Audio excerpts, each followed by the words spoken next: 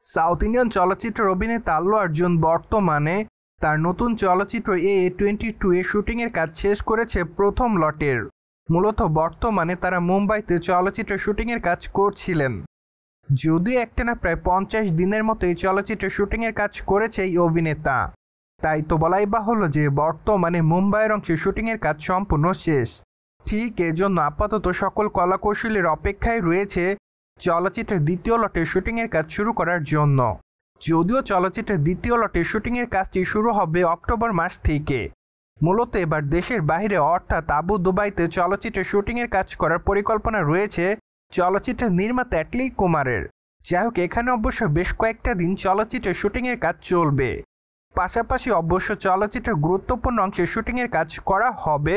যদি এই অংশের শুটিংয়ে যোগদান করতে দেখা যাবে বলিউডের অভিনেত্রী দীপিকা পাডুকোনকে। পাশাপাশি অবশ্য রাশ্মিকা মান্দানা ওই অংশের শুটিংয়ের কাজে যোগদান করবেন। তাই তো বলাই বাহুল্য যে আবু দুবাইতে চলচ্চিত্রের এই অংশের শুটিংয়ের কাজটি খুবই মাদ্দারাঙ্গা হবে।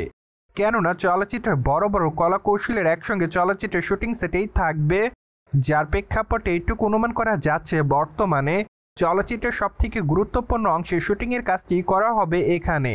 যাই হোক, আপাতত আরও শোনা যাচ্ছে যে চলচ্চিত্রের একটি অ্যাকশন দৃশ্যের শুটিংয়ের কাজ করা হবে আবু দুবাইতে, যা অবশ্য সকল দর্শকদের কাছে চলচ্চিত্রের পর্দায় নজর কাড়বে। সম্প্রতি সময় চলচ্চিত্র নির্মাতাদের এক ঘনিষ্ঠ সূত্রের মাধ্যমে এমনটাই শোনা যায়। যাই হোক, এখন শুধুমাত্র অপেক্ষার মধ্যে থাকতে হবে সকল দর্শকদের, কেননা চলচ্চিত্রটি মুক্তি পাওয়ার পরই ভালোভাবে বোঝা যাবে চলচ্চিত্রটি আবু দুবাইয়ের অংশের অ্যাকশন দৃশ্যগুলো আসলে কেমন ছিল। অন্যদিকে আপনারা সকলে জানেন যে চলচ্চিত্রটি 2027 সালে মুক্তি দেওয়ার পরিকল্পনাতে রয়েছে চলচ্চিত্রের নির্মাতা সংশ্লিষ্টরা। তাই তো বর্তমানে তারা বিগ বাজেটের এই চলচ্চিত্রের শুটিংয়ের কাজটি নির্মাণের প্রতি খুবই মনোযোগ, কেননা চলচ্চিত্রের নির্মাতা সংশ্লিষ্টরা চাচ্ছে যে তারা যথাসময়ের মধ্যে আল্লু অর্জুনের A22 চলচ্চিত্রের শুটিংয়ের কাজটি শেষ করতে।